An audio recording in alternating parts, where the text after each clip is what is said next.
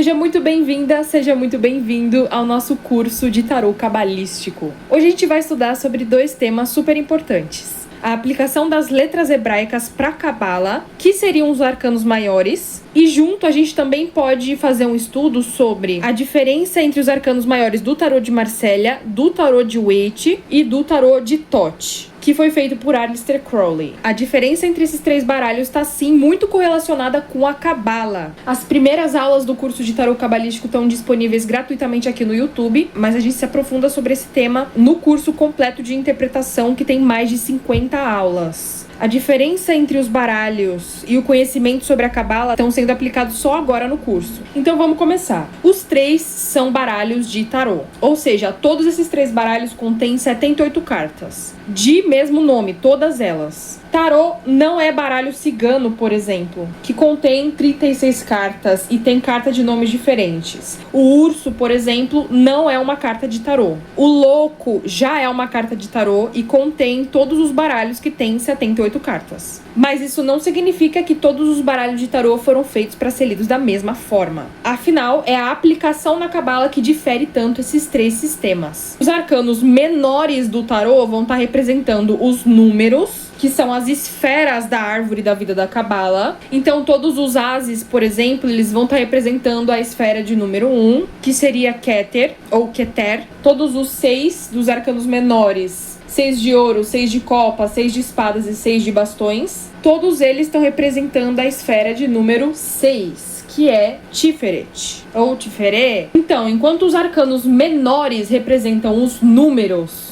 os arcanos maiores vão estar representando as letras hebraicas, que são os caminhos da árvore da vida que conectam as esferas. Para o povo hebreu, a palavra tem muito poder. Para quem acredita na Bíblia, nós temos o poder do verbo. O verbo tem poder de criar e de destruir. Então, a árvore da vida da Cabala mostra pra gente o poder mágico que é contido em cada uma das letras e em cada um dos algarismos, em cada um dos números. Nessa aula, a gente vai olhar para as letras e aproveitar para olhar a diferença entre os baralhos. Bom, a primeira e principal diferença entre esses três baralhos é os propósitos pelos quais eles foram criados. O tarô de Marsella, ele não foi criado já aplicado na Cabala. Ele foi criado por volta de 1650, 1700. E na aula História do Tarô do curso de interpretação, eu explico que o tarô de Marsella foi criado com propósito para jogos. Isso mesmo, ele não foi criado com propósito esotérico. Ele foi criado para aristocratas franceses jogarem, como se fosse um baralho de Uno, por exemplo. E é por isso que os arcanos menores do tarô de Marsella não têm imagens, não possuem cenografias, né? Porque eles não foram pensados para a pessoa olhar as imagens e conseguir prever o futuro. As pessoas jogando o próprio tarô, que chamava Tarok, elas contavam quantos elementos tinham e assim elas sabiam, são 4 copas, então é o 4 de copas.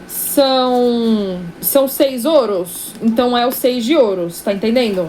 E os arcanos maiores, eles seriam os trunfos. Outra coisa que difere o tarô de Marsella entre esses dois também é que, além dele não ter sido criado para adivinhação e sim para jogos, o tarô de Marsella também não tem só um autor específico. Esses outros dois baralhos aqui, eles foram criados por um autor só, um autor e uma desenhista. E cada um deles também tem um livro próprio com o significado das simbologias. Enquanto isso, o tarô de Marsella não veio com manual de instrução, não veio com um autor específico para deixar pra gente um livro com o significado. Então, quando a gente quer interpretar o tarô de Marsella, a gente não tem um único autor para se basear nos significados. A gente tem que ver vários livros que foram escritos por outras pessoas que não foram quem desenhou o baralho, que entende? Com o passar dos anos e com o encaixe do tarô no ocultismo, é que a assimilação foi feita com as cartas e a Cabala. Então, enquanto esse daqui foi feito por vários autores diferentes, foi se encaixando para adivinhação conforme o passar do tempo. Enquanto isso, esses dois aqui, eles foram feitos por integrantes da mesma ordem ocultista, que seria a ordem hermética da Golden Dawn, ou Aurora Dourada, que foi responsável por popularizar para o mundo a assimilação do tarô com a Cabala. Eliphas Levi, que era francês, já havia falado sobre isso antes também, mas a ordem inglesa da Aurora Dourada foi o responsável pelo boom da assimilação do tarô com a cabala, tá entendendo? Então o Waite, que é de 1909, já foi lançado com a assimilação com a cabala feita, e o do Crowley também já foi construído com a assimilação feita. O Waite não tinha habilidade com desenho, então ele se juntou com uma mocinha chamada Pamela Colman Smith. Juntos eles lançaram o tarô de Rider-Waite-Smith em 1909. O livro pra gente se basear nesse tarô é o Pictorial Key to the Tarot, ou Tarô, a Sorte pelas Cartas. E o Crowley, ele fez a mesma coisa que o Waite. Ele também se juntou com uma mocinha que tinha habilidade com desenho, a Lady Frida Harris. E a gente fala Lady não porque ela era uma senhorita, e sim porque ela era realmente uma lady. Ela era casada com um baronet, que seria o Sir Percy Harris Baronet. Então ela realmente tinha o título político de lady no nome dela. Então olha só, esse baralho foi desenhado por uma lady, que chique. E juntos, o Crowley com a Lady Frida Harris deram origem ao baralho de Thoth. E o livro dele foi lançado em 1944. E qual que é a principal diferença entre esses dois? Bom, existem 3 principais diferenças. A primeira é que o Waite era a favor de guardar os segredos da ordem. Então, no livro dele, ele vai ser bem evasivo. Ele não explica o significado dos símbolos escancaradamente no livro dele. Ele realmente é bem evasivo. Só com o livro dele não vai ser possível você entender toda a simbologia e todos os significados. Por outro lado, o Crowley, ele era mais a favor de explanar tudo mesmo, jogar tudo na rodinha, jogar a merda no ventilador. Ele brigou muito com o Matters, ele brigou muito com o dono da ordem pelo fato dele estar expondo os segredos da ordem demais. Então, se você quer entender melhor a conexão que o tarô tem com a astrologia, com a numerologia, com a alquimia e com a cabala, o mais recomendado seria você ler o livro de Thoth, que inclusive é esse aqui, eu deixei ele bonitinho pro cenário, eu não vou mexer. Mas é o livro relacionado ao baralho. Mas é importante pontuar também que os autores, eles tinham pontos de vista muito diferentes. Como o baralho do Crowley veio depois, vocês vão perceber que o Crowley faz muitas críticas pro pensamento do Waite. Ele mete o cacete mesmo, sem dó nem piedade no livro dele. Outra diferença entre esses dois baralhos aqui, que é gritante e que eu acho muito interessante também, são as imagens. Enquanto o baralho do Waite tá focado em mostrar pra gente situações que passam no nosso mundo, né, no mundo físico, a gente tem, por exemplo, o valete no plano da espada. O plano da espada é o plano da mente, só que mesmo assim a cena se passa num plano físico, retratando cenas do mundo real. O baralho todo, ele tem anjos, ele tem, assim, simbolismos mais profundos, mas ele se passa no plano físico. Enquanto isso, no baralho do Crowley, deixa eu pegar aqui o mago pra você ver. A diferença entre os magos, por exemplo. O Crowley mostra pra gente o que acontece por trás das cenas. No mundo espiritual ou no plano astral, como você gostar melhor de chamar.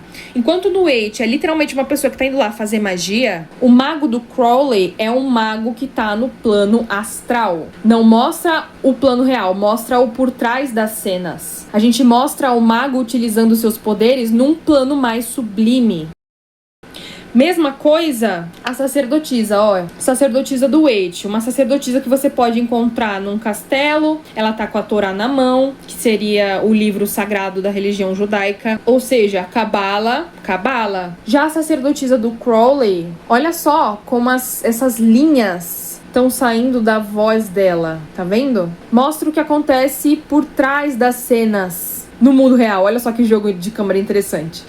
A terceira e última principal diferença entre os baralhos. Tem muitas diferenças entre as cartas, tá? Mas agora eu tô citando as diferenças principais entre os baralhos. É que o do Waite foi o primeiro baralho e também o único desses 3 aqui que os arcanos menores possuem a presença de cenas ilustradas, ou seja, cenografia, ó. O personagem tá deitado, personagem tá poderosa, bem vestida, personagem tá trabalhando,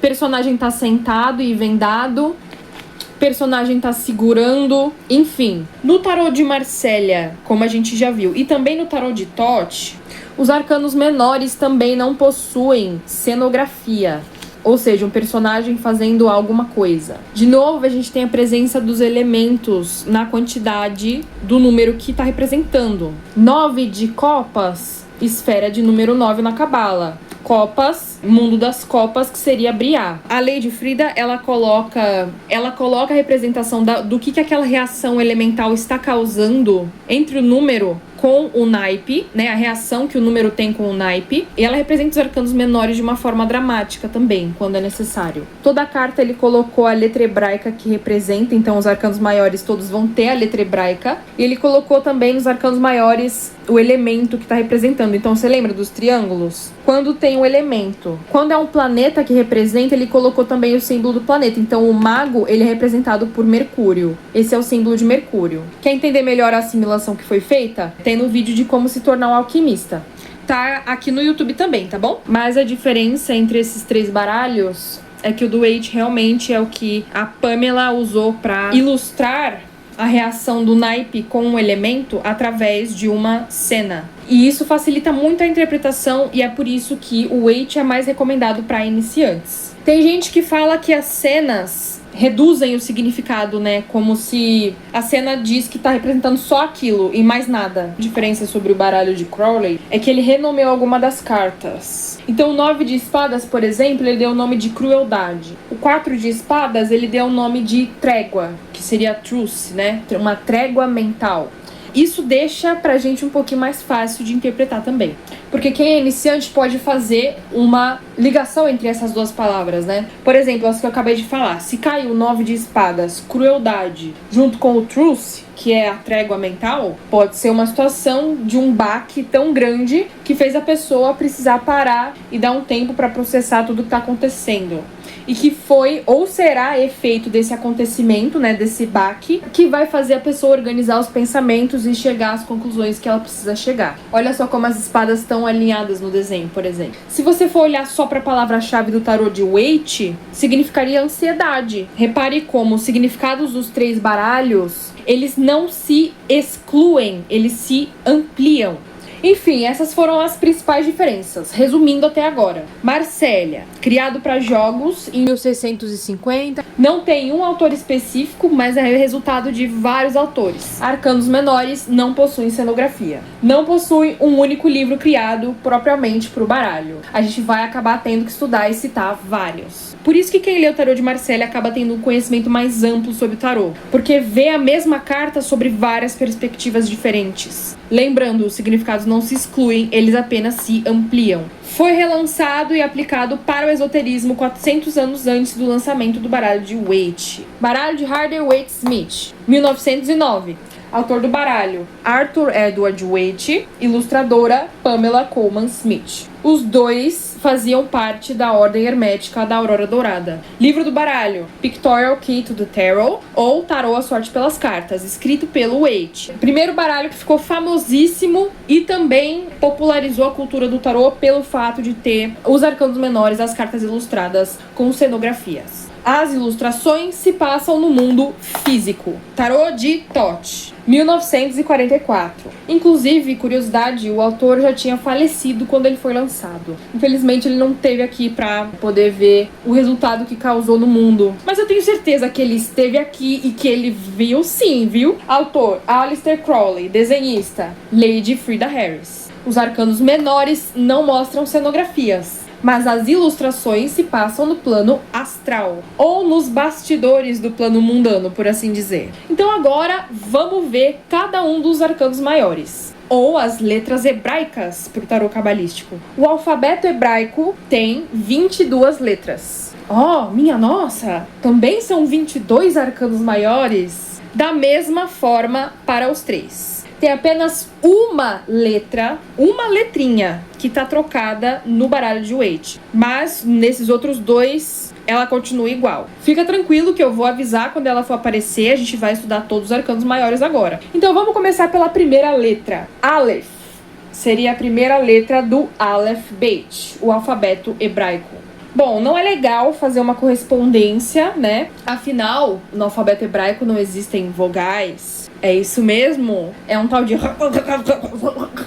As vogais, elas são formadas na hora de falar uma palavra. As vogais, elas são formadas na pronúncia entre as letras. Mas a letra Aleph, então, seria mais ou menos correspondente à letra A do nosso alfabeto. ele pode ser pronunciado como A, ele pode ser pronunciado como E, e cada uma das letras também possui um valor numérico, que na Cabala a gente chamaria de gematria, a definição desses valores numéricos e a soma entre esses valores numéricos. Só que na Cabala a gematria da letra Aleph não seria 0, seria logo o número 1. Então existe um pouco essa confusão aqui para quem é iniciante, de que o Aleph não seria o número 0, ele seria o número 1. Mas na aplicação dos arcanos maiores, ele seria o número 0. Vale notar que, inicialmente, no baralho de Marsella, o louco era o número 22. E como que o Waite lida com isso? Ele lida com isso de uma forma muito inteligente. Ele coloca o louco no livro dele, ou seja, a definição correta por ordem de fábrica do baralho é entre o 20 e o 21. Isso representa aqui que o 0, ele aparece em todo lugar quando um novo ciclo se inicia. Por exemplo, do 1 ao 9 é um ciclo, digamos assim. Do 11 ao 19 é outro ciclo, só que aumentou uma escala, como se fosse uma espiral gigante, entende? Do 21 ao 29 também é outro ciclo, só que a espiral já aumentou de escala de novo. Então o louco, ele pode sim ficar no começo, mas ele também pode ser o último. Lembrando, no tarô de Marsella era o 22. No livro desses dois aqui, eles falam que, seja como for, o tolo é uma carta não numerada. Então o 0, ele não teria uma posição fixa no baralho. Isso dá pra gente a ideia de que o louco é um viajante. Ele é aquele que tá transitando por esses ciclos na espiral. Olha só que fascinante. Uma coisa que vocês precisam ter em mente quando vocês forem estudar o baralho de Marsella, gente, é que ele foi feito em 1500. Essa era uma época de salvação após a tormenta. Era uma época que as pessoas se martirizavam demais pelos seus pecados. O destino de quem pecar é ir pro inferno. E era esse o pensamento das pessoas na época. Então, quando o tarô de Marsella foi criado, existia muito a ideia de céu e inferno, Deus e diabo. Então, nas imagens do tarô de Marsella, a gente pode observar que existem muitas feições, assim, de martírio. Livrem-se de seus pecados, expurguem-se de seus pecados, reprima tudo que há de errado em você para atingir a salvação. O que resultava nos atos mais perversos que você pode imaginar, né? Como a gente viu no vídeo de como ser um alquimista, quanto mais a gente reprime a nossa sombra, mais denso aquilo vai ficando dentro de você. Isso só pode resultar em ações densas, em situações densas, entende? Não tô falando que o tarô de Marsella é denso, não é isso que eu tô dizendo. Mas você pode observar que tá sempre desenhada uma feição de, por favor, alguém me tira daqui, alguém acaba com esse sofrimento. É por causa desse motivo em si que eu acabei de falar. E também é por esse mesmo motivo que o cachorro do louco do tarô de Marsella tá vasculhando as profundezas da poupança dele. Brincadeiras à parte. Então, se a gente for olhar para o louco no tarô de Marsella, no livro Tarô de Marsella, Tradição e Simbolismo, por Paul Marteau, explica pra gente que esse arcano não é especificado por um número. Não pode ser o 0, pois então o louco representaria a indefinição universal, ao passo que ele se movimenta e simboliza uma etapa da evolução. Como a gente viu, a questão da espiral. Por outro lado, ele não pode ser caracterizado por 22, ou seja, por duas passividades, o que é totalmente oposto à atitude do personagem representado na carta. Então ele está olhando bastante para a numerologia. Citando Crowley agora, em relação à letra hebraica. Aleph significa boi, embora por sua forma, a letra hebraica, assim é dito, represente uma relha de arado. Então a letra em si, ela é desenhada como a cabeça de um boi que está arando a terra. O ato de você arar uma terra seria a mesma coisa que abrir caminho para preparar ela para ser semeada com alguma outra semente. Então, o 0, ele é a força primordial que passa arando a terra para que depois seja plantada uma semente. Por isso a atribuição do personagem que aparece é sempre muito leve. Ele tá usando roupas leves, ele sempre carrega uma trouxinha pequena para representar que ele tá carregando pouca coisa. Ele leva mais consigo o aprendizado de vida dele. Como ele é alguém muito novinho, ainda seria pouca experiência de vida. De acordo com o livro do Tarô de Marsella, ele ainda não compreendeu os chamamentos do Arcano 20, que seria o julgamento. nascimento e, consequentemente, não tendo ainda atingido o auge de sua evolução. É por isso que ele representa o arquétipo do bobo, do palhaço, principalmente aqui no tarô de Marseille. Ele seria um bobo da corte. Olha como ele tá desenhado, olha como o chapéu dele tá desenhado. As roupas dele também com os sininhos. Isso é uma roupa tradicional de um bobo da corte. No tarô de Marseille, ele seria o Lemat, que significa literalmente o louco. No tarô de Crowley, ele tá de roupa verde e no vídeo dele ele explica pra gente que esse aqui é o bobo de 1º de abril, que é uma energia leve, descontraída.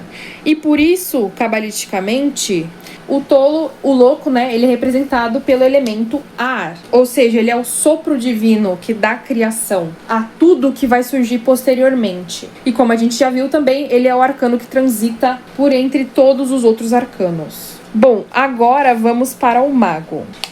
Se o louco representa Aleph, a primeira letra do alfabeto, o mago representa a segunda letra, que seria Beit. Então, o alfabeto, ele vem originalmente do Aleph Beit, que seria também posteriormente o alfa e o beta. E se o louco, o Aleph, ele representa o boi que passa arando para que algo venha a ser semeado depois, o mago é a força de vontade, de acordo com o Crowley. Pro tarô de Marselha, o número 1 é a expressão da positividade universal. Simboliza o princípio primordial criador. Na mesa dele, ele tem o cutelo, que lembra a espada, as moedas, representando o ouro, o copinho, que substitui a copa, e é ele quem segura a varinha. Então, ele é quem vai manipular todos esses elementos através da força da varinha. No tarô de Waite, ele tem todos os 4 elementos na mesa, inclusive um bastão para representar o 4º naipe. Então, ele seguraria uma outra varinha, só que essa varinha seria, na verdade, um 5º elemento, né? Que seria a tal da força de vontade. No tarô do Crowley, eu adoro como todos esses símbolos, a copa, a moeda, o bastão em chamas, estão todos aqui, só que flutuando, como se estivessem tudo ao dispor dele. Basta ele estender a mão e pegar o que ele quer, que vai vir até ele. Na Cabala, a letra Beit significa casa e é atribuída ao planeta Mercúrio. O título dessa carta em francês do baralho medieval, que não necessariamente é o de Marselha, mas também os que vieram antes dele, é Le Batelier. Le Batelier, o portador do batom. Então, essa varinha aqui, e também a do mago do Waite, seria um batom. Batom é bastão. Então, o mago, que é Mercúrio, é o portador do bastão. Essa carta representa, portanto, a sabedoria, a vontade, a palavra. Lembra que a gente falou do poder da palavra? O logos, pelos quais os mundos foram criados. Ver o Evangelho segundo João, capítulo 1. Então, enquanto o 0 representa o caos primordial, a casa, que seria a letra Beit, é a vontade escolhida a partir desse caos primordial. O mago, ele é também um manipulador. Em seu lado luz, ele utiliza essa vontade para manipular a energia a seu favor. Com a baqueta ele cria, com a taça ele preserva, com a adaga ele destrói e com a moeda ele redime. Mas ele também é um manipulador. Então, em seu lado sombra, ele pode muito bem manipular através das palavras, a espada, manipular as emoções, a copa, manipular a matéria também, questão financeira. Ou seja, geralmente essa carta representa alguém bem novinho ou com um espírito novinho, com uma ótima lábia para fazer uma construção a partir daquilo que é moldado de acordo com o que ele quer, tá entendendo? Partindo para a próxima carta, a sacerdotisa. Essa carta representa a letra Gimel, que significa camelo. O Crowley, inclusive, explanou tudo pra gente e desenhou um camelo na carta dele. O camelo, ele é um animal que sobrevive no deserto, podendo ficar por uma grande quantia de tempo sem precisar beber água. Essa simbologia se aplica na sacerdotisa no sentido de que a sacerdotisa é alguém que se nutre por conta própria. Ela não precisa de uma fonte externa. Citando o tarô de Marselha, o número 2 é igual a 1 mais 1. Sendo a origem dos números, a unidade pode gerar, através de ações sucessivas, uma série crescente que, consequentemente, é positiva ou uma série decrescente que é negativa. Se as duas unidades representam uma única direção, há choque e interrupção no movimento. Se tem direções contrárias, há polaridade, nascimento de um movimento e estabelecimento de algo fecundo. Então, na simbologia das letras hebraicas, o Aleph foi aquele que fez o arado para o nosso caminho, para trilhar um caminho. O mago seria a vontade que decide trilhar por esse caminho, que leva para uma direção específica. A sacerdotisa já seria 1 mais 1, que, como a gente viu, pode ser duas vontades congruentes ou incongruentes que entram em conflito uma com a outra. Importantíssimo mencionar também que na árvore da vida da Cabala, a sacerdotisa é quem guarda o véu do abismo do conhecimento. Então ela é quem liga a primeira esfera, a esfera de número 1, ou seja, a coroa, com a esfera de número 6. Então ela tá indo para baixo. Bem no meio desse caminho existe como se fosse um abismo bem no meio da árvore da vida. A árvore da vida, ela tem 10 esferas, que vai da coroa até o reino, da primeira esfera até a 10ª. Mas, teoricamente, existiria a presença de uma 11ª esfera, que seria esse abismo do conhecimento. E o véu da sacerdotisa é aquele que justamente guarda o abismo do conhecimento. Então, a gente viu na primeira aula de tarô cabalístico, que é gratuito e tá aqui no YouTube também, a formação da estrutura da árvore, que a própria árvore tem os 2 pilares, com a letra J e com a letra B. O caminho da sacerdotisa fica bem no pilar do meio. Então, a posição da sacerdotisa para Cabala fica bem no caminho que guarda o abismo do conhecimento, que seria a esfera / não esfera de Da'at. Então, é apenas a sacerdotisa a única mulher que pode atravessar esse véu, sair ilesa de lá, voltar pra gente e contar pra gente o que ela viu do outro lado. O Waite coloca a Torá na mão da sacerdotisa porque é através da Torá que você pode encontrar uma certa compreensão sobre esse conhecimento. E no Crowley, a Lady Frida Harris, ela desenhou essa arte esplêndida que mostra pra gente a sacerdotisa comunicando pra gente através da voz dela tudo aquilo que existe por trás do véu do conhecimento. Dizem que se você observar o que existe por lá, você fica louco. Partindo para a próxima carta, nós temos a Imperatriz, que representa a letra Dalet. Dalet significa porta. Então é como se fosse uma porta, um portal e uma passagem. Então vamos observar o que a gente já viu até agora rapidinho.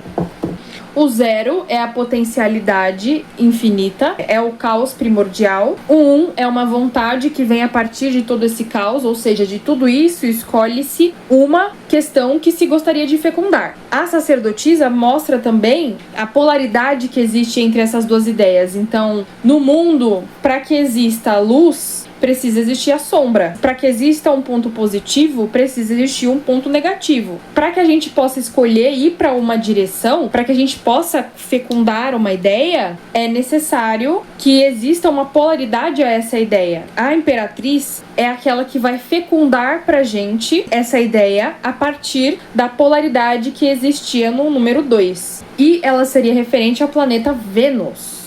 Essa carta define um conjunto harmonioso do mais e do menos, através de uma atividade na passividade da matéria. Então, a letra Dalet seria uma porta ou um portal, da mesma forma que um útero feminino é o portal que traz vida para o mundo. A Imperatriz do Waite, ela foi desenhada com romãs, ou seja, é o símbolo da fertilidade. Ela tá usando o traje de grávida, então ela pode estar grávida. Esse aqui é o símbolo de Vênus. Ela seria o correlativo feminino, como a gente já viu, do imperador. O imperador é atribuído à letra Ré, que se refere ao signo de Áries no zodíaco. Esse signo é regido por Marte, e aí o Sol é exaltado. Esse signo é, assim, uma combinação de energia em sua forma mais material com a ideia de autoridade. Então, a partir dessa fecundação, o número 4 traz pra gente a ideia de estrutura. Então, o 4, ele seria meio que uma multiplicação do 2 se repetindo. E olha que interessante. O caminho que representa o imperador, na árvore da vida mais moderna, ele liga a esfera de Rockma, que seria a esfera de número 2, também a Tiferet, que é a esfera de número 6, a mesma que a sacerdotisa tá ligada. Tradicionalmente, a sacerdotisa representava uma figura que ficava ao lado do imperador e da imperatriz, passando suas visões mediúnicas, seus presságios e seus conselhos também. O imperador também é uma das mais importantes cartas alquímicas, constituindo a tríade enxofre, mercúrio e sal. Então, olha só, pela maneira que a Lady Frida desenhou, as pernas dele estão desenhadas formando uma cruz. Os braços com a cabeça formam um triângulo. Esse símbolo seria o símbolo do enxofre. Partindo para o hierofante, a letra hebraica que representa o hierofante seria Val ou Vav. Então, do alfabeto que a gente conhecia, a gente foi do A, B, pro G, pro D e agora pro V. Vav significa prego ou gancho. É você pensar no prego do hierofante como se fosse uma ponte. Algo que liga o que tá em cima, o que tá preso em cima, com o que tá embaixo. Pro tarô de Waite e também pro tarô de Marsella, essa ponte, essa questão da ponte, foi traduzido como o pontífice, que seria o próprio hierofante, a figura papal, a figura que liga pra gente, que faz a conexão pra gente entre o divino e o terreno através de uma perspectiva já mundana e estruturada. Então vamos lá, só pra gente concluir do 1 ao 5, é importante a gente ver qual que é a diferença entre o poder do mago, da sacerdotisa e do hierofante. Vou até colocar ela aqui no centro, porque ela precisa estar aqui no centro. O mago, ele é a vontade atuando através dos planos. Então, ele é aquele que manipula a matéria, a energia e a emoção e as palavras e tudo pra manifestar aquela realidade que ele deseja. Então, ele vai chegar nos resultados que ele quer através da força de vontade. Então, ele cria, ele é uma força criadora, ele é uma força que cria. Mas nem ele mesmo é capaz de prever os resultados daquilo que ele fez, da magia que ele fez. O mago, ele é obrigado a experienciar a vida para experienciar os resultados da magia que ele fez. A sacerdotisa, ela não faz magia que nem o mago, mas ela sim é capaz de prever os resultados de tudo aquilo que foi feito. Os prós e os contras, os negativos e os positivos, o lado bom e o lado ruim do que vai acontecer. E também de todas as outras timelines, porque lembra do que a gente conversou. Ela é quem tem a visão sobre o que acontece por trás do véu do abismo do conhecimento. Então ela pode ver todas as possibilidades. Por isso que ela é o arquétipo das tarólogas, das médiums, das cartomantes. Então ele cria, mas ele não prevê. Ele tem que experienciar. Ela tá sentada, olha só a diferença também. Ela tá sentada, ela vê o que tá por trás. O pontífice, o hierofante, ele veio depois da estruturação do número 4. Ele vem depois do número 4. Ele vem depois da matéria. Isso significa que ele já não tem mais o dom de prever, e as estruturas atrás dele mostram que ele também já é alguém com a mente mais estruturada também. Então ele não tem a maleabilidade de Mercúrio, porque Mercúrio, dos 7 metais alquímicos, Mercúrio também é o único metal que é líquido. Então ele também não tem a maleabilidade do mago. Ele tem a estrutura, ele veio depois do imperador. Então, é por isso que o hierofante, ele passa pra gente uma verdade, ele é um pontífice, ele é alguém que conecta a gente com o divino, mas através de meios mundanos, como a religião. Ele também pode representar médicos, ele também pode representar professores, afinal, ele é alguém que está transmitindo uma verdade para alunos, né, para pessoas que estão buscando o conhecimento dele. Também pode ser alguém oficializando um matrimônio, então essa carta também pode representar matrimônio, casamento. Médicos, porque essa pessoa também pode ser um médico, 2 pessoas se consultando com um médico. Então são pessoas que se consultam com uma figura de autoridade. O hierofante é a ponte, é a figura de autoridade, que veio depois da estruturação do imperador, tá entendendo? Já pro baralho do Crowley, o hierofante não tem tanto significado de matrimônio assim. A próxima carta que vai ter um significado de matrimônio, olha. Olha como no baralho do Crowley, os enamorados são literalmente 2 pessoas se casando. Essa carta pra ele é realmente o casamento alquímico. No hierofante do Crowley, a gente tem a cabeça de um humano, cabeça de um boi, é a forma animada desses animais. Tem touros desenhados aqui na carta, porque o hierofante representa o signo de touro. Então, partindo para a próxima letra hebraica e também para a próxima carta, essa aqui eu não vou mexer para deixar a censura. Essa aqui tem uma grandíssima polêmica envolvida, né? Que vai estar sendo melhor explicada no curso de interpretação. Tanto no tarô de Marcélia quanto no tarô de Waite, a gente pode observar a presença de 4 seres. Um homem, uma mulher, um ser divino, que seria um anjo. E no tarô de Marcélia, esse seria uma outra mulher. No do Waite seria a cobra. Por isso essa carta ela tem um significado de escolhas e também de amor divino. Pro Crowley, ele foi muito mais além, denominou essa carta, além de lovers, também como os irmãos. Tanto no tarô de Marcélia quanto no tarô de Waite, esse seria o momento de antes, né? Eles estão peladinhos no Jardim do Éden para representar que é o momento de antes deles escolherem comer o fruto proibido. No tarô de Marcélia, é o momento de antes, né? O anjo tá prestes a atingir o homem com o cupido, o que vai fazer ele escolher uma das mulheres, a mulher que ele vai ver primeiro. Pro tarô de Marcélia, pro tarô do Waite, é o momento de antes. Já pro tarô do Crowley, é um pouco diferente. O tarô do Crowley já é um momento do casamento alquímico, que é representado no tarô do Waite pela carruagem. Quero que você observe esse símbolo na carruagem, como mostra que os polos eles já foram unidos. E a carruagem ela já tá andando em movimento para a direção daquilo que foi escolhido, entende? Então olha só que interessante a forma que isso é aplicado para a letra hebraica da Cabala. A letra hebraica que representa os enamorados é Zain. Então agora a gente já foi pro Z. Zain significa espada, arma ou instrumento de corte. Então, se a gente for observar tudo que a gente tem visto até agora, a gente viu o caos primordial, o primeiro princípio, a polaridade desse princípio, porque tudo nesse mundo precisa existir uma polaridade. A partir disso, a gente tem o número 3, que vai ser uma direção, uma fecundação, que é para onde vai estar sendo direcionada essa energia. O número 4 vem trazer pra gente uma estrutura, uma estabilização, que vem a partir dessa direção desse movimento. O Hierofante, ele traz pra gente uma sabedoria sobre essa estruturação. É um momento que a matéria não é mais só matéria. É um momento que a matéria se engancha com o divino. E no 6, o divino está presente. E agora é a espada que você vai usar para cortar essa polaridade, para que agora você possa fazer o casamento alquímico e escolher uma das direções. Por isso a espada, por isso a escolha. O poder da espada é cortar, virar ou isso ou aquilo. E agora no Arcano 7, como eu disse já, é o momento que a carruagem leva a gente para uma única direção que corresponde àquilo que foi escolhido no número 6. O carro representa a letra Shet, que remete a cerca, muro, mas também posteriormente a carros e carruagens. É uma estrutura que já está feita a partir do que já veio antes, só que agora precisa de disciplina também. É uma necessidade da consciência estar conduzindo o carro. No tarô de Marcélia, são 2 cavalos, que estão até se entreolhando, tipo, será que a gente vai mesmo chegar no destino final? O Waite troca esses cavalos por 2 esfinges. Agora não é mais simplesmente só guiar os cavalos através da carruagem.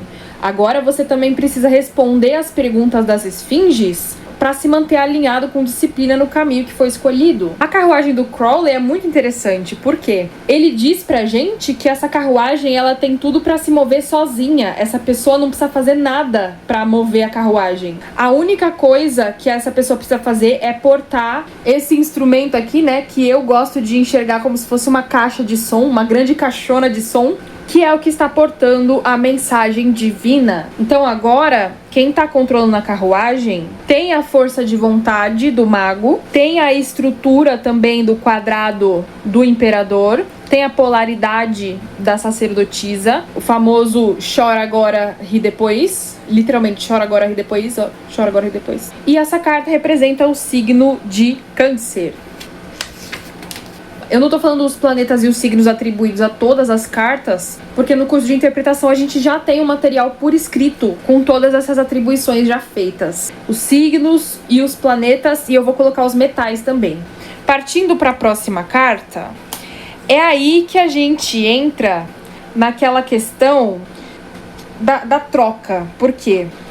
Porque pro tarô de Marsella e também pro tarô de Thoth, que veio antes e depois de Waite, o número 8 seria a justiça. Pro tarô de Marsella seria o trunfo da justiça. Pro tarô de Thoth seria o arcano maior do ajustamento, que corresponde à justiça. Só que o Waite não ficou contente com esse posicionamento e decidiu fazer uma troca do número 8 pro número 11. Então, é o número 11 no baralho dele que vai ser a justiça. Enquanto no baralho de Marsella, o número 11 é a força. No baralho de Thoth é a força também. E por que que essa mudança foi feita? Por que que o Waite foi lá e decidiu mudar essa atribuição? Aqui a gente já vai ver a força e a justiça juntas. Então, quando chegar no arcano 11, eu já vou pular pro 12, tá bom? Porque de acordo com o caminho da árvore da vida, que essa letra hebraica se encontra, o Waite viu que fazia mais sentido posicionar a força onde ficaria antes a justiça. Pro Crowley e também pro tarô de Marsella, reeditado, né? O caminho da árvore da vida que representa a justiça seria a letra Lamed, que seria mais ou menos aí correspondente ao nosso L. E a força seria a letra Tet, que seria T. Inclusive, o símbolo de Tet seria uma serpente enrolada que come a própria cauda. Diquinhas aí já sobre o Ouroboros. É por isso também que o Waite desenhou esse símbolo do infinito aqui, que inclusive é o mesmo símbolo do infinito que tem na cabeça do mago, e o cinto do mago é um Ouroboros. O cinto do mago, no baralho original, o desenho é a cobra que come a própria cauda. Olha só que interessante, né? Já a letra Lamed seria o agulhão do pastor, um instrumento de direcionamento. Então o que muda mesmo é o caminho na árvore da vida. Pro Waite faz mais sentido que a força apareça antes da justiça. Vamos ver o que significa a justiça pro Crowley. Essa carta no baralho antigo era chamado de justiça.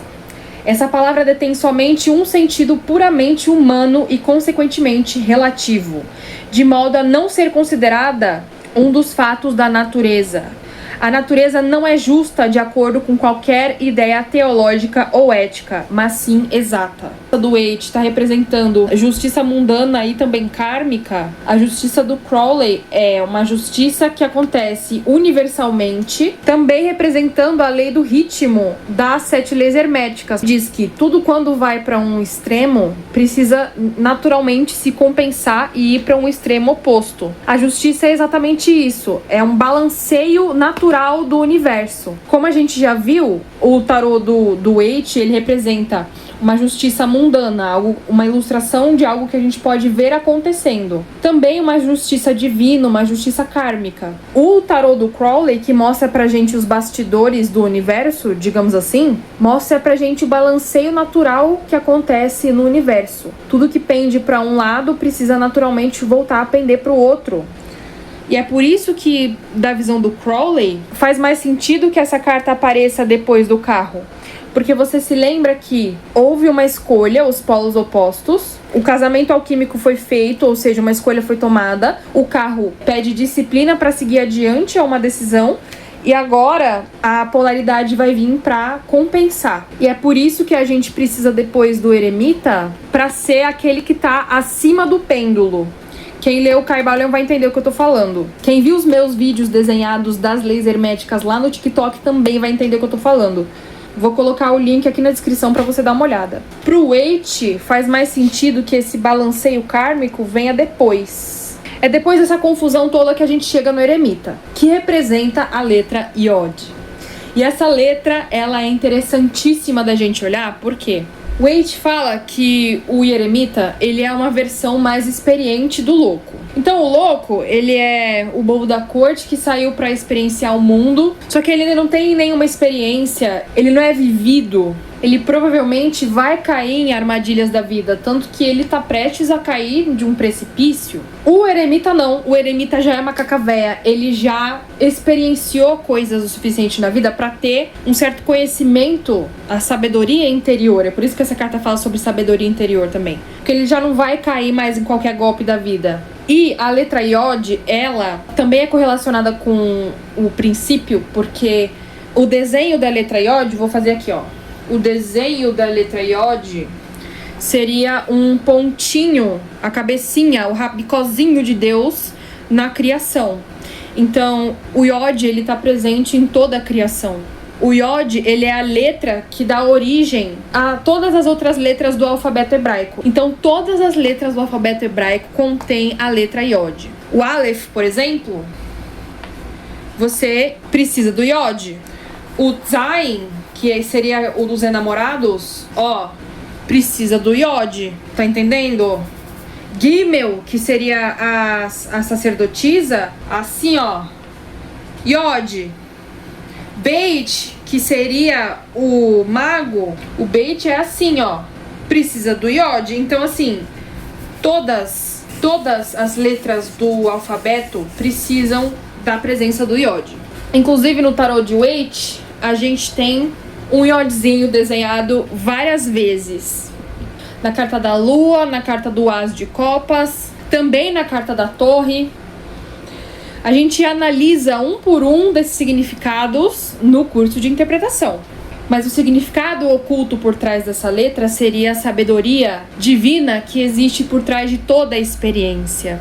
É isso que significa o eremita em essência. Agora a gente vai para a roda da fortuna. Eu gostaria de destacar o tarô de Marsella em particular, porque foi ele que deu início a tudo, né, da roda da fortuna. O trunfo, né? E esse trunfo, em particular, ele representa uma coisa interessantíssima. A influencer de tarô Mafê revelou pra gente que essa roda, essa não é uma roda da fortuna não, meu amor. É uma roda de tortura. E pra não ficar usando essa palavra pro algoritmo não me cortar, eu vou substituir a palavra que eu acabei de falar por púrpura. Então, toda vez que eu falar púrpura, você entende que é, ok? Aquilo, aquela coisa horrível. E você lembra, né, que a época do tarô de Marsella foi quando a população tava no momento de iluminação após a tormenta, da salvação após a morte. Isso a gente vê na história do tarô. Esse era um instrumento de púrpura utilizado para moer os ossos das pessoas. Então essa carta no tarô de Marsella pode ser mais assustadora que uma torre, inclusive. Então, na Idade Média, esse símbolo representava a ascensão e a queda dos reis, a mudança inevitável do destino, os ciclos da vida e a instabilidade da vida humana, né? Olha só como esse simbolismo do tarô de Marsella é poderosíssimo. Já na roda da fortuna do tarô de Waite, é uma cópia bem descarada da roda de Ezequiel, interpretada por Eliphas Levi. Como a gente viu no vídeo de como ser um alquimista, o Waite e a Pamela, eles fizeram uma sacada de gênio, colocando o mercúrio, o enxofre e o sal, que são os 3 princípios alquímicos, a tria-prima alquímica. E o Waite e a Pamela, eles deram um passo adiante, eles foram um pouco além. Eles acrescentaram 3 criaturas para representar o princípio do enxofre, que é a alma, mercúrio, o espírito, e o sal, o corpo. Tá tudo no curso de interpretação e também no vídeo gratuito de como se tornar um alquimista. Pro baralho do Crowley, eu acho lindíssima essa imagem, olha só. E mostra de novo, naquele mesmo desenho que tinha no mago, os planos por trás da criação. Então, mostra o movimento, essa carta mostra o movimento do plano celeste mudando, o plano mental começando a transitar. Agora é o plano mental espiritual que triunfa. Ou seja, muitas vezes você também não tem controle do que acontece. A situação da roda da fortuna é uma situação que você não tem controle sobre. Falando sobre a letra hebraica, a roda da fortuna representa a letra Kaf, que seria a palma da mão, cujas linhas pode-se ler a fortuna. Ou seja, não tem a quiromancia, que é a arte de você ler a palma da mão? Por isso essa carta também tem a ver com sorte, tem a ver com a fortuna da roda da fortuna. Não seria que necessariamente vem algo maravilhoso na sua direção. É mais uma questão que tem a ver com sorte, como a gente já viu, algo que você não tem controle sobre. Próxima letra hebraica. Agora a gente vai, de novo, passar pro que de Marselha é a força, o de Waite é a justiça e o Crowley é a força também, que ele chama de lust ou luxúria. Então, tem uma questão histórica muito importante sobre a carta da força no sentido geral. Na Idade Média e para um contexto medieval, a força, ela representava, de novo, aquilo que a gente falou. Feche a boca do leão, expurgue-se de seus pecados, não ouça as suas vontades. Então a carta da força no tarô de Marselha, ela tem muito mais a ver também com disciplina. O Waite também viu que a disciplina estava relacionada com o carro e por isso colocou o 8 depois dele, porque lembra que o carro também significa disciplina. Mas a força no tarô de Marselha, ela tá muito mais relacionada a você fechar, conter os seus instintos animalescos pelas coisas mundanas. É você fechar a boca do leão, que seria a representação dos desejos mundanos, certo? O Waite, ele já dá pra gente um significado mais de pureza espiritual. Ele sai desse martírio da tormenta do tarô de Marselha e ele já vai falando que a moça é pura, é uma questão de pureza. Já o Crowley, por outro lado, ele é o oposto do tarô de Marselha. Ele é a força que diz pra gente, pra você não conter os seus desejos mais primordiais, mas o Crowley, ele tinha muito mais uma ideia, um ideal para você soltar eles.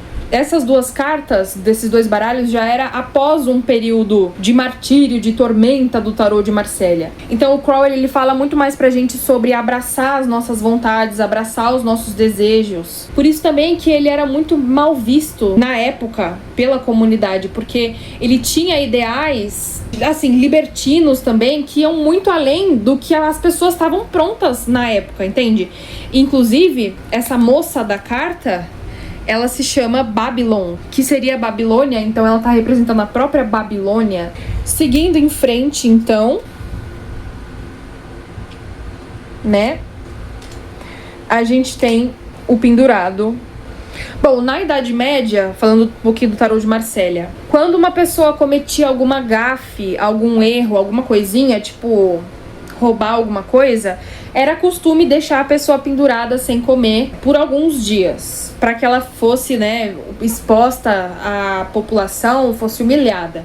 Então esse é o contexto histórico dessa carta. É uma pessoa que não tem o que fazer, ela só pode sobreviver, é uma situação que ela tá presa. Pro pendurado do Waite e também do Crowley, já absorve um teor de Deus sacrificado, que poderia ser Odin ou também próprio Jesus. Essa carta é atribuída à letra hebraica Men, que significa literalmente água ou fluidez. E aí é o momento que a gente se pergunta, né? Mas, poxa, essa carta fala pra gente de alguém que tá preso, alguém que tá pendurado. Cadê a água? Cadê a fluidez nisso? Se a pergunta é, vou passar num concurso, vou passar numa prova e cai só essa carta, a tendência já não é lá essas coisas, viu? Não tem muitas esperanças. Então, cadê a água? Cadê a fluidez da água? Muita água numa leitura sobre concurso, sobre passar, significa fluidez, significa que é positivo, sim, a chance de passar. Mas esse aqui não. Então, por quê? Porque, água é o pendurado. Isso o Waite deu pra gente brilhantemente, né? O Waite e a Pamela mostraram pra gente brilhantemente através dessa auréola que tá ao redor da cabeça dele. Então esse é o clássico que as pessoas falam no tarô, que ele tá sendo obrigado a ficar preso nessa situação porque ele não tem como sair, mas é o ato de ele enxergar as coisas por uma outra perspectiva que fez ele ter uma nova visão sobre essa situação, o esclarecimento dessa situação. Então a água também seria o sentido de solútil. Então a verdadeira água que tá acontecendo dentro dele, que seriam as emoções. Lembra que no tarô a água representa a emoção? Um momento que a pessoa ainda tá presa sem ter o que fazer, mas é exatamente essa posição que faz a pessoa enxergar a vida, né, as coisas, a situação em si por uma nova perspectiva. No ato de não passar num concurso, como a gente falou, seria num sentido, então, de, olha, talvez essa oportunidade não seja pra você, mas é porque tem uma outra oportunidade que te aguarda, que vai estar mais alinhado com as suas verdadeiras vontades, tá entendendo? Seguindo adiante, então, nós vamos pro arcano maior 13. Sou eu, inclusive, sou professora de tarô. Alquimia, ocultismo, espiritualidade, astrologia e tudo de bom que você puder imaginar. E é através dessa letra hebraica que a gente vai entender o porquê da água do pendurado. Porque a morte, o arcano maior 13, ele é representado pela letra Nun, que significa peixe.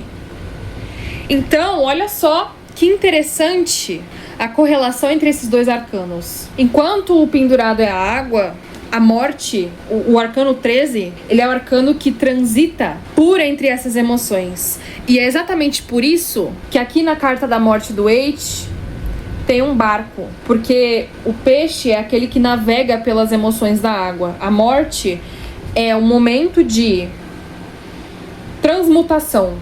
Então, esse conhecimento que a gente tá vendo agora tem tudo a ver, absolutamente tudo a ver com o vídeo de como se tornar um alquimista, especificamente a parte do Solve et Coagula. Porque a morte é o momento da transmutação. É o momento que aquilo que é velho vai embora pra ficar aquilo que é novo. E também, vamos parar um pouquinho, observar essa arte linda do baralho do Crowley, porque eu sinto como se essa morte fosse, na verdade, um guitarrista que tá tocando uma guitarra e as cordas universais do som estão atingindo e colhendo tudo que é velho, tudo que precisa vir a morrer nesse mundo para que o novo possa crescer a partir disso.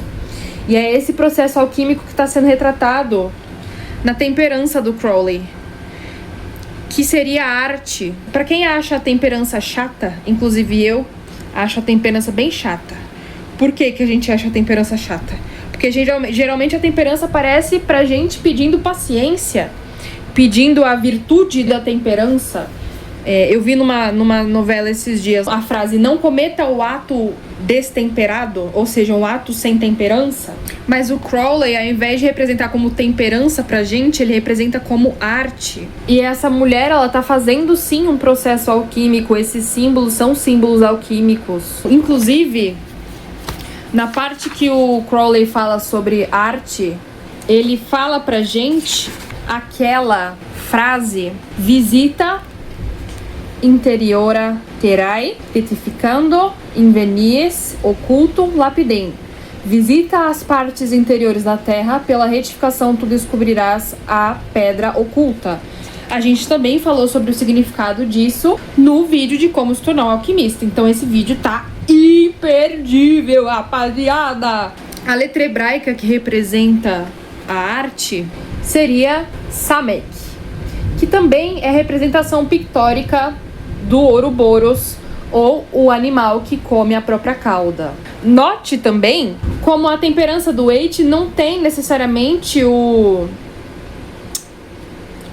a lemniscata na cabecinha dele, mas ela tem a compreensão. O terceiro olho tá aberto e os olhos estão fechados. Seguindo em frente, nós temos o diabo. O diabo do Waite, ele se baseou, ele adora o Eliphas Levi, tá? Todo mundo aqui adora o Eliphas Levi. Crowley adora o Eliphas Levi, vive citando ele. Waite copiou a roda de Ezequiel, copiou o Baphomet também. Esse aqui é o Baphomet. E, de novo, é importante mencionar o contexto histórico do tarô de Marsella. Porque o diabo, no pensamento do tarô de Marsella, é um diabo de um ponto de vista onde existe um deus que é punitivo. É um diabo que vai ficar cuidando de você caso você se submeta aos seus pecados. Então aqui ele é muito mais um vilão, certo?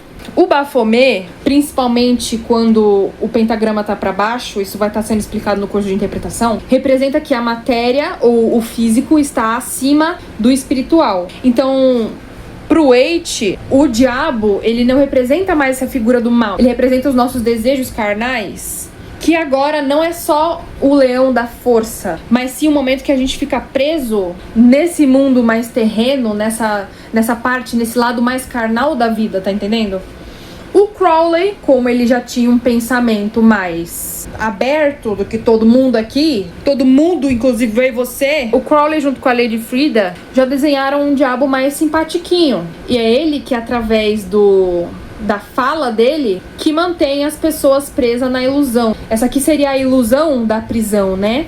A roda de Sansara. Inclusive, ele, nessa carta, ele revela pra gente um dos segredos, que é esse símbolo aqui, ó. O que ele fala pra gente? Que esse bode, na verdade, seria o deus Pan. Na verdade, o deus Pan, ele foi quem deu origem ao diabo da organização de Constantino. Porque esse diabo aqui, o bode vermelho com tridente também, ele é como se fosse uma distorção de outras deidades. Porque tudo aquilo que não vem do Deus único e verdadeiro seria do diabo. Então o Crowley, ele não quis fazer essa imagem de um bode humanoide. Ele quis representar o deus Pan, que seria Pan-Pangenitor.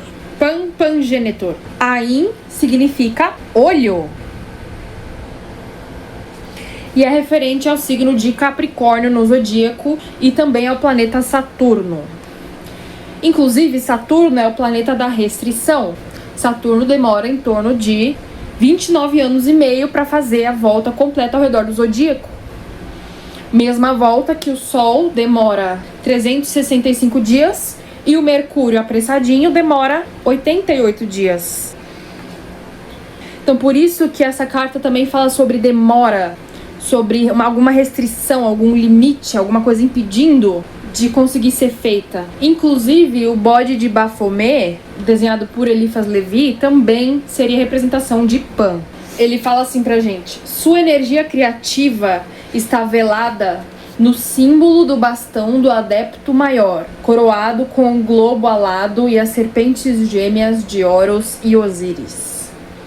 Então esse símbolo seria o símbolo do bastão do adepto maior, de uma ordem. Depois do arcano 15, nós temos o 16, que seria a torre. E olha só que engraçado, ó.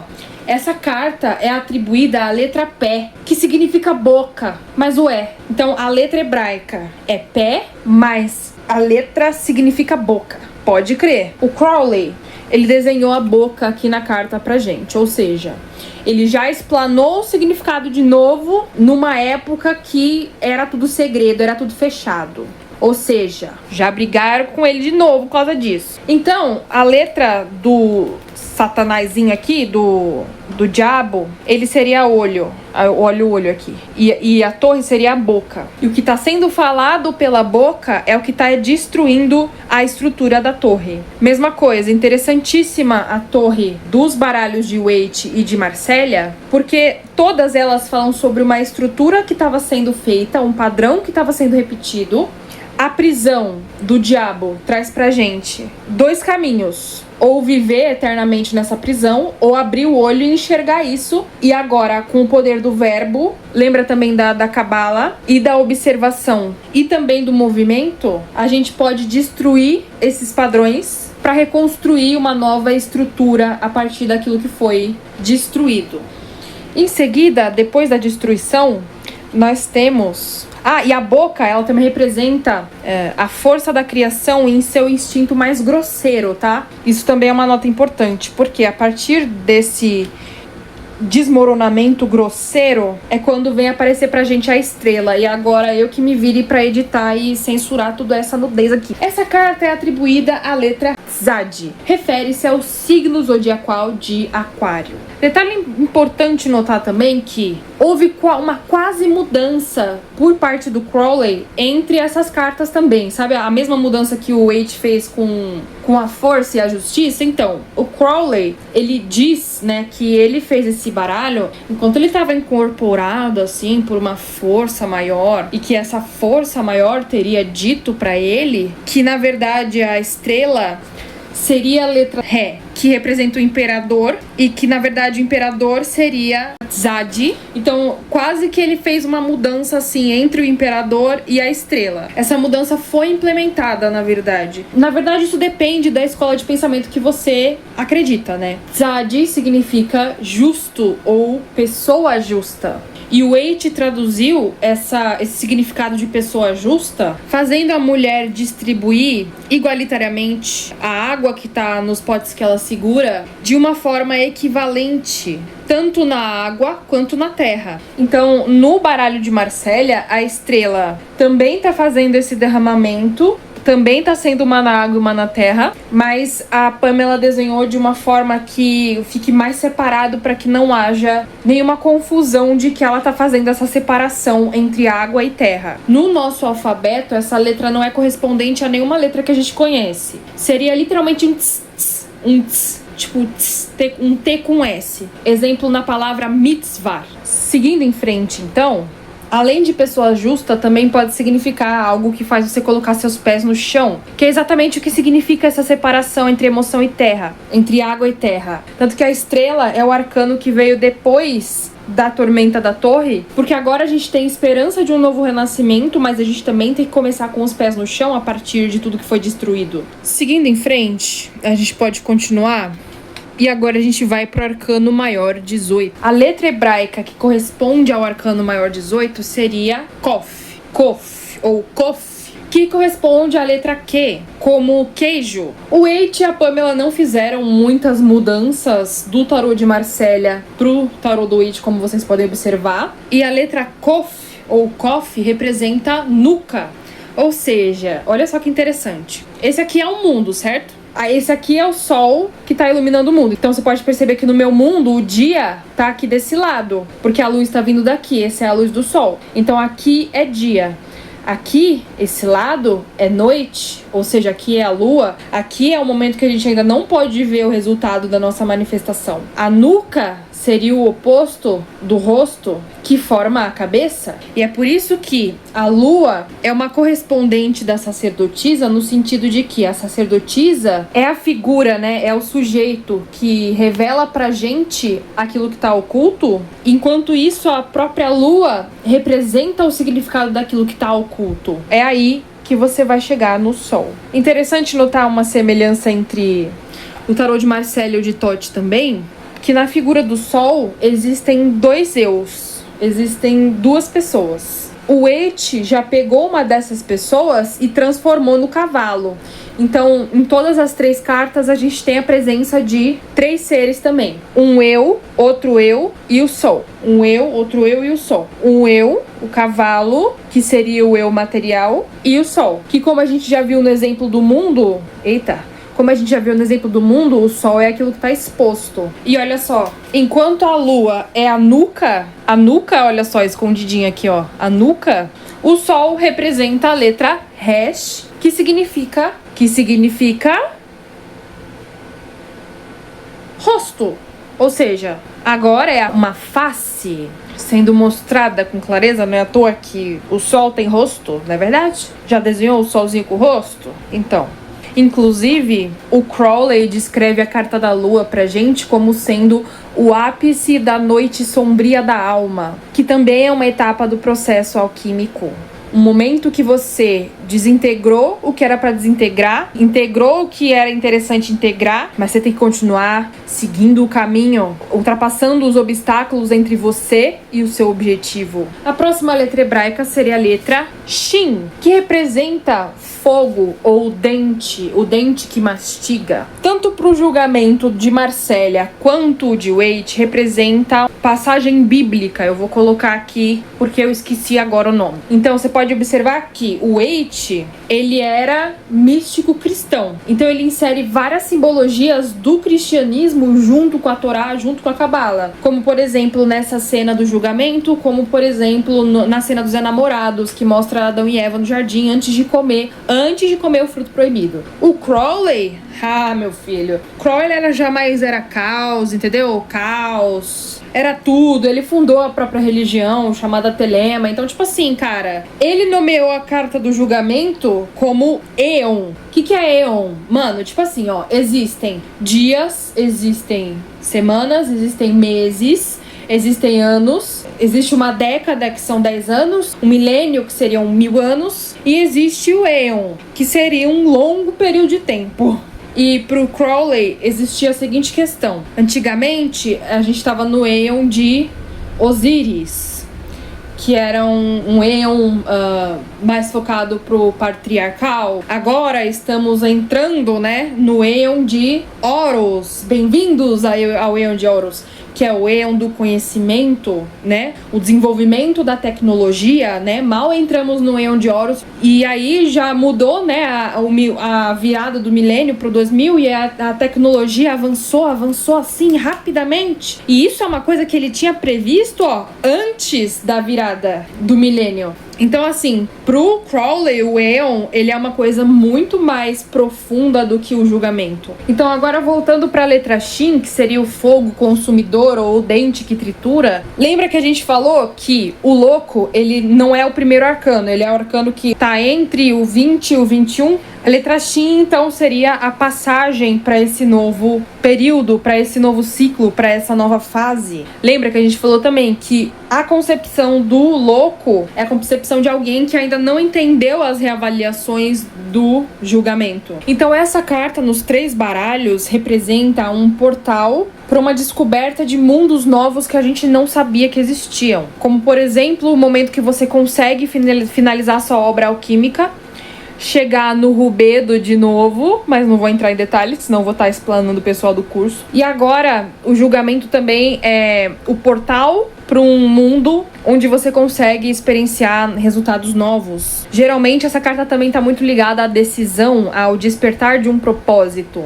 Então, a 22ª e última letra do nosso alfabeto, para a gente estar finalizando o nosso vídeo, é a letra Tav, ou Tau. Eu gosto muito de assimilar a letra Tav, o mundo, né, com o Tau. Inclusive, meu amor, você se lembra que lá no começo a gente falou que sobre as escalas de uma espiral, que o louco é quem está transitando entre essa espiral? O número 0 também seria lá no comecinho, o que deu início à primeira espiral. Já o mundo, a mulher está em volta de uma coroa de louros, tanto no de Marsella quanto no de Waite, que também seria esse 0, só que numa escala maior. Também por isso que o louco está posicionado entre o 20 e o 21. Essas 4 figuras aqui na carta seriam os 4 evangelistas, que estão presentes aqui no tarô de Marsella e no tarô de Waite por conta das crenças, né, da época do tarô de Marsella. E o Crowley, ele muda o nome da carta de mundo para universo. Então agora não é mais o mundo, agora é o universo. A letra Tav ou Tau significa selo ou assinatura, como um carimbo final de alguma coisa. Então, como ele é o último arcano, né, e também representa o final de um ciclo, cada um dos 4 evangelistas representariam, para Cabala, também aplicado para o tarô, mente, energia, emoção e matéria, que seriam os 4 naipes, em todas elas, né? Inclusive, olha só que interessante, eu gosto muito como no baralho do Crowley, parece que eles estão soltando tudo pela boca e pelas narinas, ó, pelo nariz, vomitando tudo, cheios de êxtase e prazer. Olha só que interessante, eu gosto muito desse desenho. Então o Tau, que no taoísmo seria o todo, o tudo, é o momento que a pessoa encerra um ciclo e chega no equilíbrio mental, emocional, espiritual e material. Para finalizar esse vídeo, eu gostaria de responder bem rapidinho uma pergunta que me fazem muito. Se os arcanos maiores representam as letras hebraicas, os arcanos menores representam os números, que seriam as esferas da árvore da vida, onde se encaixam as cartas da corte? Bom, de acordo com Crowley, que é a pessoa que explana tudo da ordem da Golden Dawn, o rei, rainha, o cavaleiro e o valete representam o tetragrama divino Yod, Re, Vav, Re, que seria eu sou o que sou. Tem umas crenças aí do gnosticismo que dizem que é um deus que autogerou uma vida e agora mantém as pessoas presas. Enfim, seriam as características da carta do diabo. Mas, pra Cabala verdadeira, a Cabala hebraica, a Cabala judaica, eu sou o que sou seria, em termos bem mastigados por mim, a consciência divina que habita em todas as coisas. A consciência que está em você, inclusive. Que, nas palavras desse nosso amigo querido, seria a consciência una que se esfarelou em um monte de fractais e está se experienciando através de todas elas. Então, esse tetragrama, você pode observar aqui no hebraico, ele monta um corpo humano, Yod, Ré, Vav, Ré. Lembra da letra Yod? Agora você pode entender. Yod seria a cabeça divina, que seria a letra que representa você vai lembrar, o eremita. Lembra que a gente falou que eu até desenhei aqui, que é a letrinha que representa todas as coisas? O Ré seria a estrutura do imperador, ou seja, o número 4. O Vav, ou Val, seria a ponte. Lembra que a gente falou que ele é a ponte que conecta o de cima com o de baixo? Então, ele, no tetragrama Yod, Ré, Vav, Ré, ele seria a coluna. Ou seja, o pontífice, a ponte que conecta o que está em cima com o que está embaixo. E de novo temos a presença de um Ré para ser as perninhas. Só que de acordo com o Crowley, o Ré não seria o imperador e sim a estrela. Temos então para representar Yod, Ré, Vav, Ré, o rei, rainha, cavaleiro e valete, certo? Rei, rainha, cavaleiro e valete, certo? Pro Crowley é diferente. Ele quis tirar o rei e ele trocou o rei pelo cavaleiro. Então, vai sim causar uma confusão na sua mente, mas ele trocou o rei pelo cavaleiro. Então, agora, na primeira ordem da Cabala, não seria mais o fogo que tá em cima, agora seria o ar. Muita gente, no vídeo de como manifestar com a Cabala, veio dizer pra mim que a ordem tava errada. A ordem tá errada. Tudo bem. Dependendo do livro que você for ler, a ordem pode mudar mesmo. Inclusive os caminhos. Por isso que eu fiz questão de não falar sobre os caminhos nesse vídeo, especificamente. Eu falei das letras, mas os caminhos que conectam as esferas na árvore da vida, eles podem mudar de acordo com a escola de pensamento. Pro Crowley, por exemplo, é o ar que tá no topo e não o fogo. Pro Waite, é o fogo. Essa é uma das principais mudanças. Então a gente tem o rei. Depois a segunda é a rainha, que tá representando o mundo da água. Então o segundo mundo da Cabala é o mundo da água, de qualquer forma. Ou seja, o mundo das emoções, ou seja, a rainha é quem tem o domínio sobre as emoções. Depois nós temos, pro Crowley, é o príncipe, ou seja, o príncipe ele seria o filho entre o cavaleiro e a rainha. Temos o príncipe. Pro Waite temos o cavaleiro, ou seja, Waite, rei, rainha, cavaleiro. Crowley, cavaleiro, rainha, príncipe, beleza? E aí o príncipe, ele vai ser quem representa o mundo do fogo, que vai estar no mundo 3 da Cabala. E aí a gente tem o valete, que pro Crowley seriam as princesas. Então, Waite, rei, rainha, cavaleiro, valete, Yod, Ré, Vav, Ré. Crowley, cavaleiro, rainha, príncipe, princesa. A filha mais nova, Yod, Ré, Vav, Ré.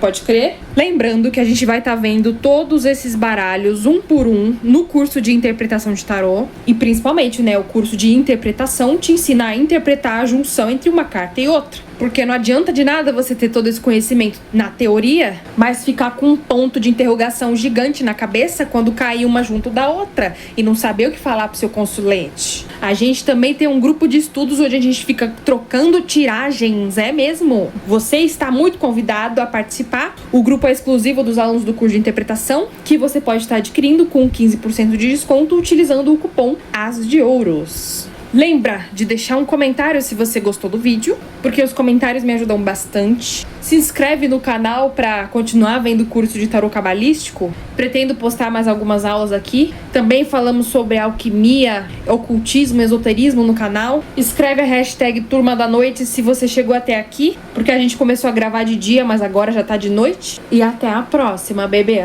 Namastê!